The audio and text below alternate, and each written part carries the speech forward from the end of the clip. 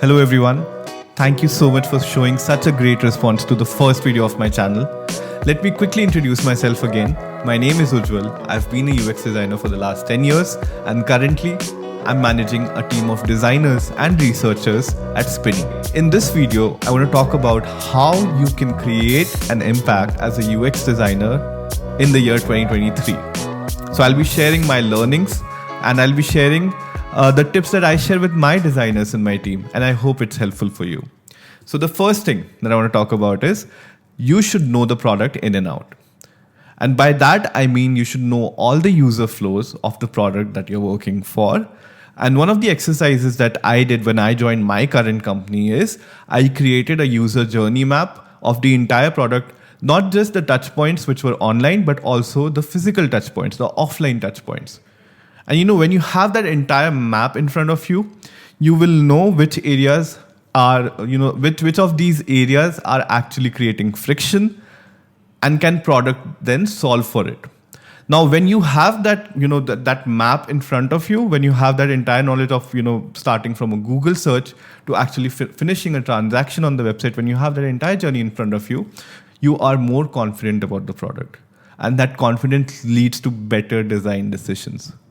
The second thing, and I think it's very important, is making sure that you and your work is visible in your organization.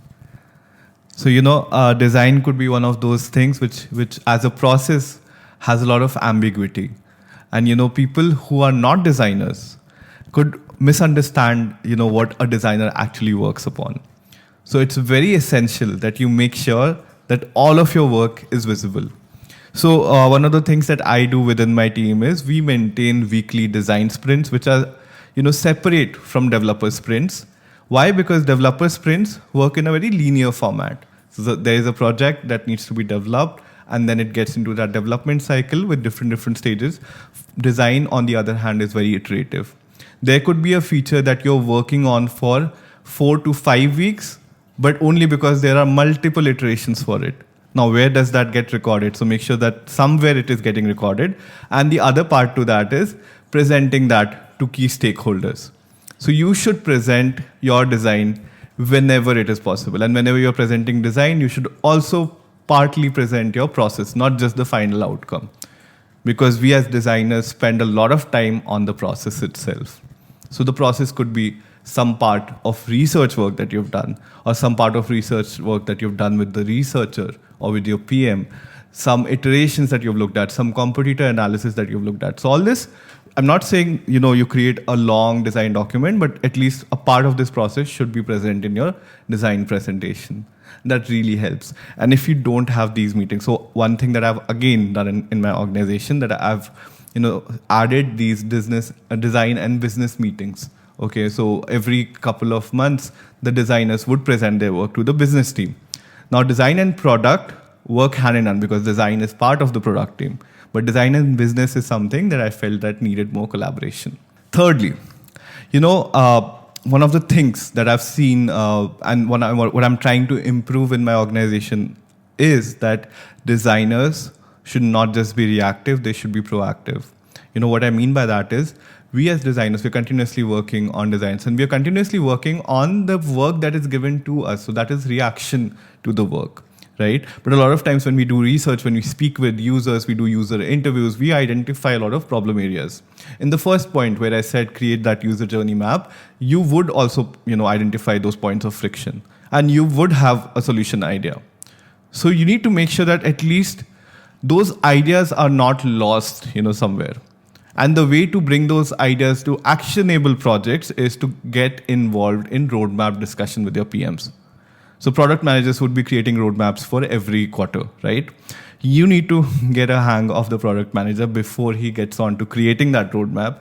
Get into brainstorming rooms, book 1 hour, 2 hour with your product manager or with other designers within your team.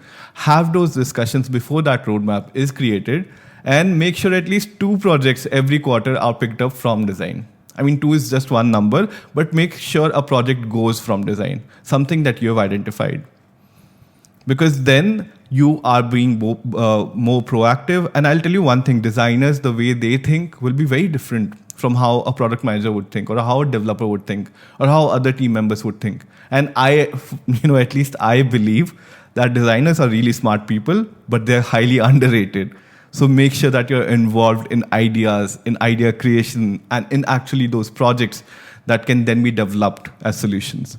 And one of the last things, which might seem very obvious, is that I think designers should project themselves as thorough professionals. By thorough professional, I mean that your documents are well written, your emails are well written, it's well addressed, and for every meeting you're setting context properly. The meetings are not going here and there. There's less digression.